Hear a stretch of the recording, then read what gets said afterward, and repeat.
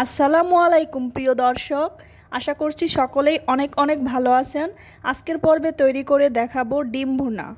ডিম ভুনা যদিও কমন একটা রান্না, তবে কিভাবে রান্না করলে এক প্লেট ভাত খাওয়া যাবে শুধুমাত্র এই ডিম ভুনা দিয়ে। তো চলুন রান্নায় চলে যাই। আমি এখানে 6টা ডিম নিয়েছি আর পর্যাপ্ত পরিমাণের পানি দিয়ে ডিমটাকে সিদ্ধ করে নিচ্ছি। একটু বেশি পানি দিয়ে ডিমটা সিদ্ধ করলে আর সাথে একটু লবণ দিলে সিদ্ধ করার সময় ফেটে যায় না। ডিমের খোসাগুলো ছাড়িয়ে নিয়েছি। এখন ডিমগুলো এভাবে সবগুলো একটু কেটে নেব, দাগ কেটে নেব।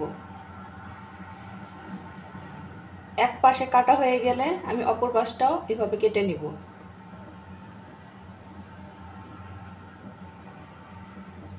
সবগুলো ডিম এভাবে করে কেটে নেব। এখন এখানে হাফ চামচ মরিচের গুঁড়ো, সামান্য হলুদের গুঁড়ো আর কিছু লবণ নিয়েছি, দিয়ে সবগুলো দিয়ে ডিমটা ভালো করে মাখিয়ে নেব।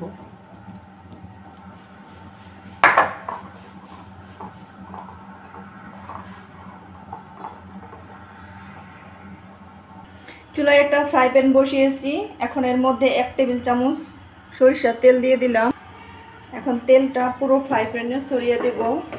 অল্প তেলেই ডিম ভাজা ভালো, তাহলে ডিম তেল ছিটে আসে গায়ে। এখন এখানে ডিমগুলো দিয়ে দিচ্ছি।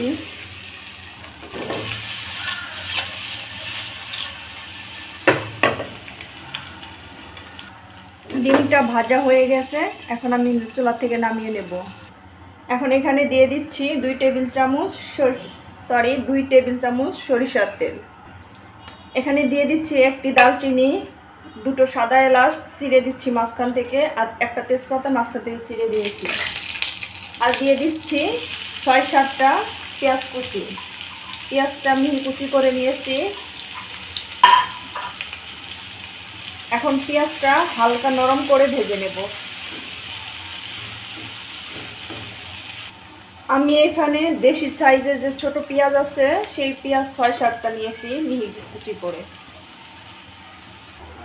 পেঁয়াজটা নরম করে ভেজে নিলাম। এখন এখানে দিয়ে দিচ্ছি হাফ চা চামচ আদা বাটা, হাফ চা চামচ রসুন বাটা। আদা রসুনটা দিয়ে কিছুক্ষণ ভেজে নেব, যাতে আদা রসুনের কাঁচা গন্ধটা চলে যায়। আদা রসুনটা কিছুক্ষণ ভেজে নিলাম। এখন এখানে গুঁড়ো মশলা অ্যাড করব। দিয়ে দিচ্ছি হাফ চা চামচ মরিচের গুঁড়ো, 1/4 চা চামচ হলুদের গুঁড়ো, হাফ চা চামচ ভাজা জিরের গুঁড়ো, হাফ চা চামচ ধনিয়ার গুঁড়ো, আর দিয়ে দিচ্ছি স্বাদ মতো লবণ। দিয়ে ভালো করে নেড়ে চেড়ে মিক্স করে নেব। কিছুক্ষণ ভেজে নিলাম।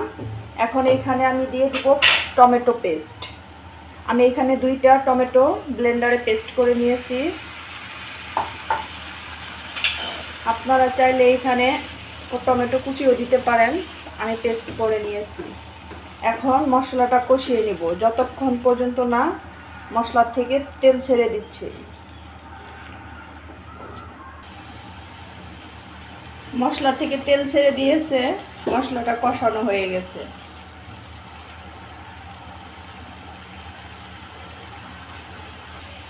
এখন এইখানে ভাজা ডিমগুলো দিয়ে দেব। এখন নেড়ে চেড়ে মিক্স করে নেব। এখন ডিমটা কিছুক্ষণ এভাবে কষিয়ে নেব নেড়ে চেড়ে। আমি ডিমটাকে 2-3 মিনিট কষিয়ে নিলাম। এখন এখানে পানি দিয়ে দিচ্ছি। আমি এখানে 1 কাপ পানি দিয়ে দিচ্ছি। আপনারা যে যেরকম ঝোল রাখতে চাবেন সেই অনুযায়ী পানি দিবেন। এখন আমি কিছুক্ষণ রান্না করব। ডিম ভুনা হয়ে গেছে। আপনারা চাইলে উপর দিয়ে ধনিয়া পাতা কুচি দিয়ে নামিয়ে নিতে পারেন। আমি এভাবেই নামিয়ে নেব। এখন এই ডিমের কারিটা গরম ভাতের সাথে পরিবেশন করলে খেতে দারুণ মজার হবে। অতিথি আপ্যায়নেও অনেক সময় আমরা ডিম রান্না করে থাকি, চাইলে এভাবে রান্না করতে পারেন। ভিডিওটি ভালো লাগলে লাইক কমেন্ট শেয়ার করবেন। আমার চ্যানেলটিকে সাবস্ক্রাইব করে চ্যানেলটির পাশেই থাকবেন। ধন্যবাদ সবাইকে এতক্ষণ আমার ভিডিওটি দেখার জন্য। আজকের মতো এখানেই বিদায় নিচ্ছি। আল্লাহ হাফেজ।